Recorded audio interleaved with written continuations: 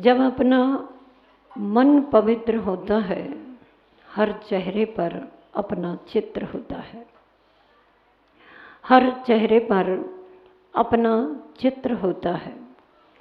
फिर दुनिया में कहीं भी चले जाओ, जो भी मिलता है वो अपना मित्र होता है, जो भी होता है वो अपना मित्र होता है।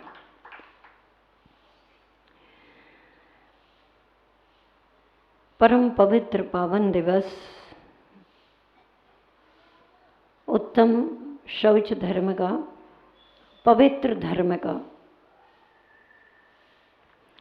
इस अवसर पर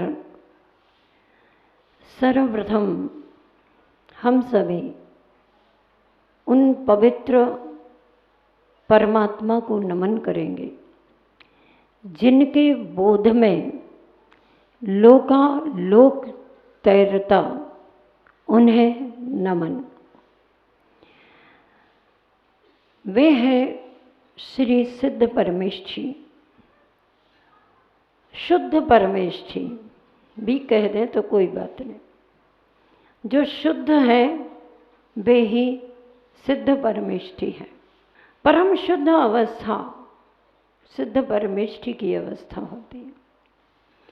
हम सभी उन परम शुद्ध सिद्ध परमेष्ठी के आराधक हैं, उनके उपासक हैं।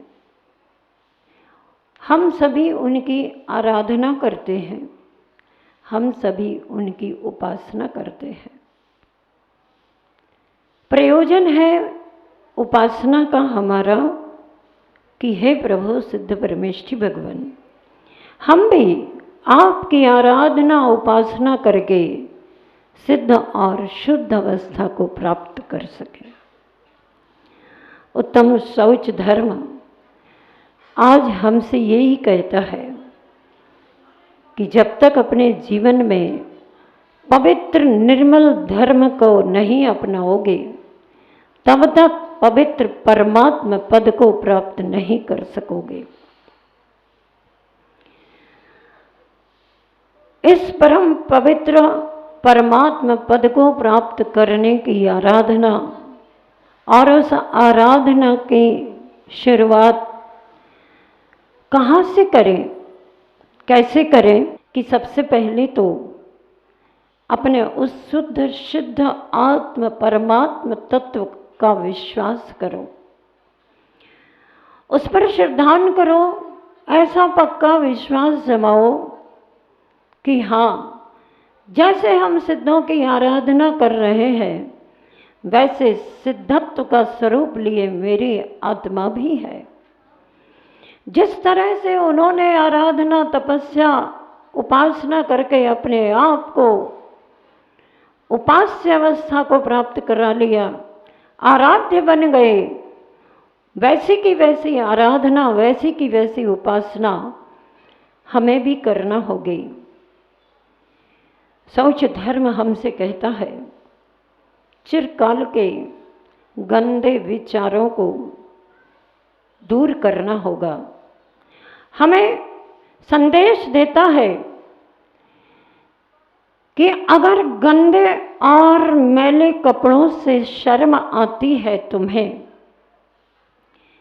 शौच धर्म हमसे कहता है कि अगर गंदे और मैले कपड़ों से शर्म आती है तुम्हें, तो अपने गंदे और मैले विचारों से भी शर्म आना चाहिए। जब तक हमें अपने गंदे विचारों से और गंदे आचरणों से शर्म नहीं आएगी, तब तक हमारे जीवन का कदम शौच धर्म की ओर नहीं बढ़ सकेगा। आचार्य समंतभद्र स्वामी जी ने कहा कि शरीर तो वास्तव में स्वभाव से ही वैसे अपवित्र है, ये तो पक्का है। आपकी श्रद्धा में क्या है? कैसी बात पूछते हो माता जी? जो आचार्य समंतभद्र स्वामी जी को इष्ट है वह हमें इष्ट है, जो आचार्य श्री जी के लिए इष्ट है वो हमें भी इष्ट है। चूँकि हम उनके आराधक हैं, चूँकि हम उनके उपासक हैं, जो उन्हें इष्ट है वो हमें इष्ट है। उन्हें क्या इष्ट है? वो कहते हैं आचार्य समंत भद्र स्वामी जी, स्वभाव तो सुचौकाय रत्नत्रय पवित्रते निर्जुगुप्सा गुण प्रीतिर मता निर्विचिकित्सता। सम्यक दर्शन के निर्विचिकित्सा अंग का वर्णन करते हुए उन्होंने कहा कि शरीर तो स्वभाव से अपवित्र है और इस शरीर की अपवित्रता किसी से छुपी नहीं है, किसी से अनजानी नहीं है। उस शरीर की अपवित्रता को बताना बहुत कोई जरूरी चीज नहीं, लेकिन उस ओर दृष्टिपात करना बहुत जरूरी है। ये शरीर अपवित्र है, लेकिन इसी शरीर के द्वारा अगर रत्नत्रय की आराधना की जाती है तो यही शरीर हमारे लिए पूज्य हो जाता है। तभी तो रत्नत्रय के आराधक, रत्नत्रय के धारक आचार्य परमेष्ठी, साधु परमेष्ठी, उपाध्याय परमेष्ठी के चरणों की धूल हमारे लिए चंदन बन जाती है और इनके चरणों में डाला हुआ जल गंधोदक बन जाता है। उनके स्पर्श से वह जल गंधोदक का रूप धारण करता है। उस चंदन को और उस गंधोदक को हम सभी उपासक श्रद्धा और भक्ति के साथ मस्तक पर लगाते हैं और विश्वास करते हैं, जिन गंधोदकम वंदे सर्वकर्म विमुक्तकम। ऐसे गंधोदक का हम स्पर्श करते हैं, अपने मस्तक पर चढ़ाते हैं उसे, जो कि सर्व कर्म को विमुक्त कर देने वाला।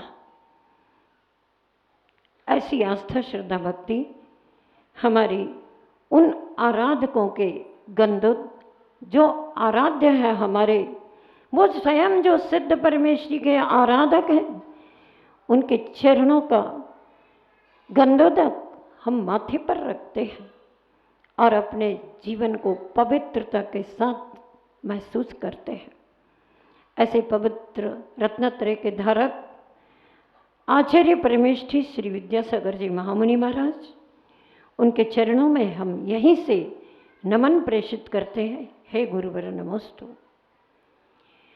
आपने किस तरह से इस उत्तम शौच धर्म को धारण किया?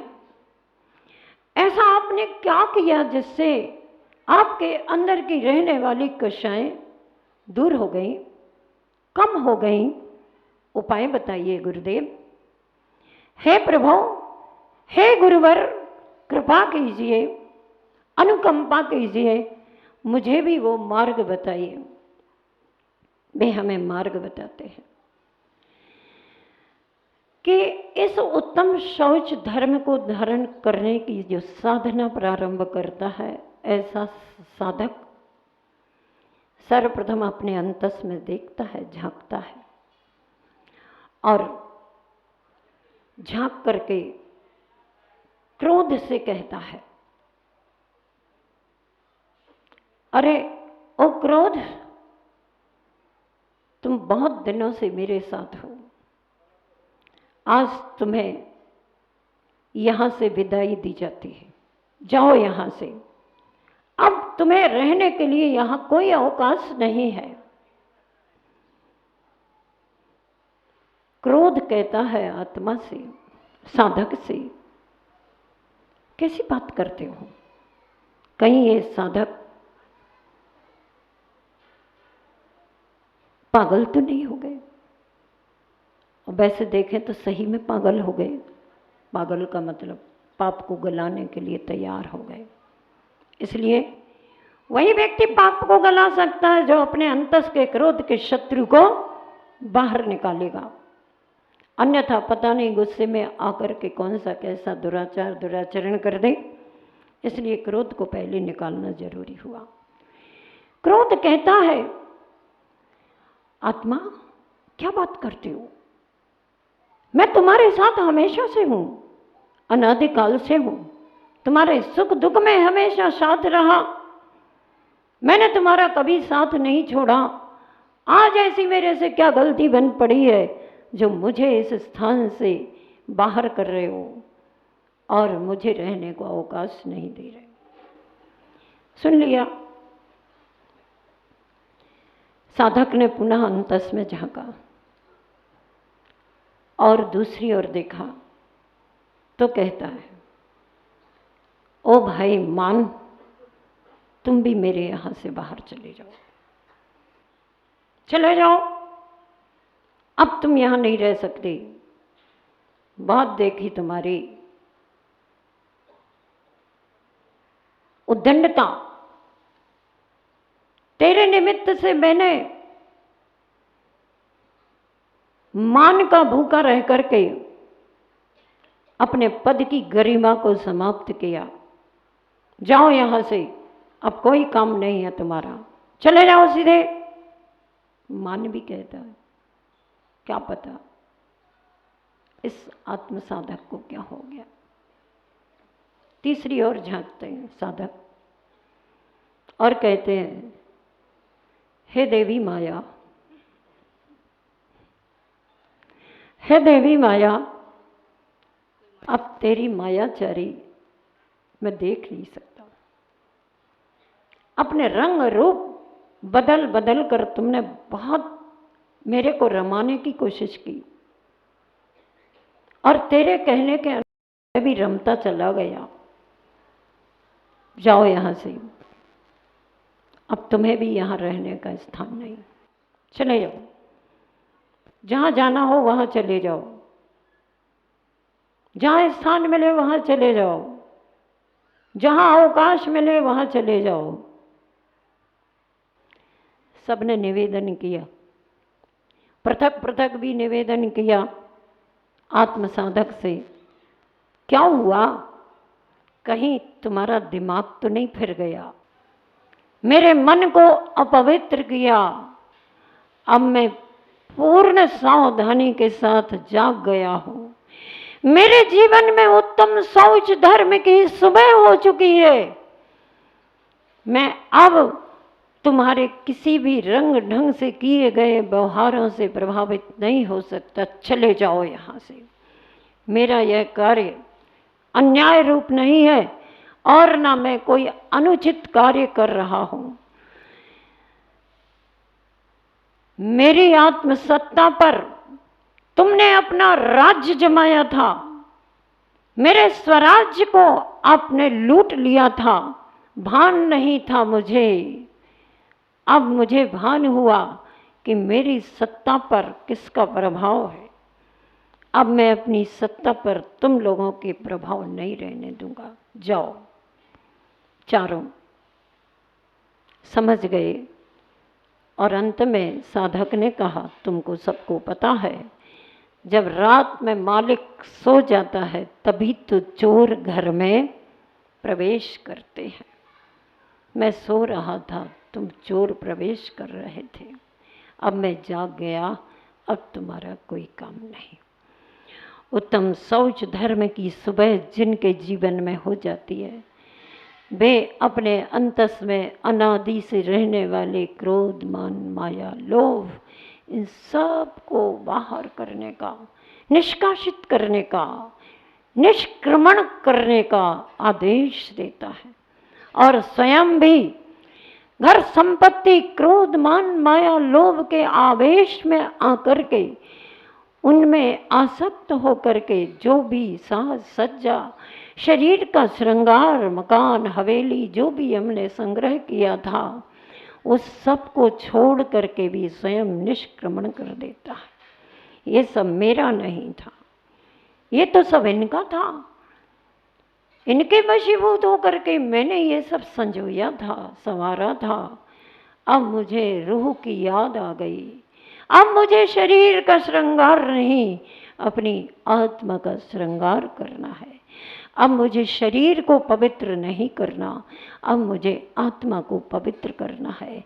मैंने शरीर को अलंकारों से अलंकृत किया, लेकिन अब तो मुझे शौच धर्म के अलंकार से अपने आत्मा को अलंकारित करना है।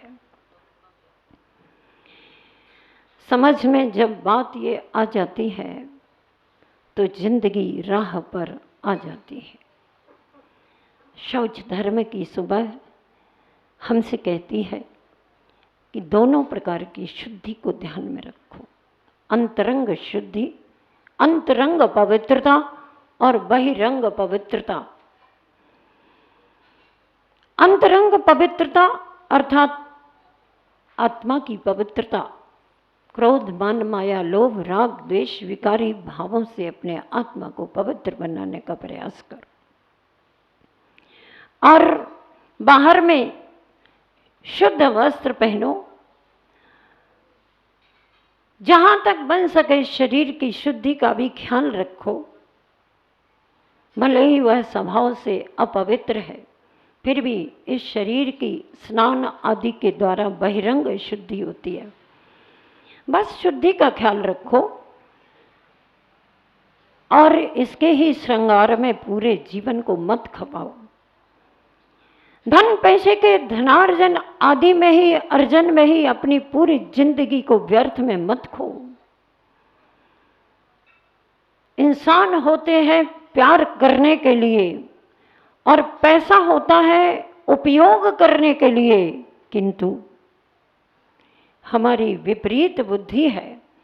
आज व्यक्ति की विपरीत बुद्धि हो चुकी है और वह प्यार करता है पैसों से और उपयोग करता है इंसानों का।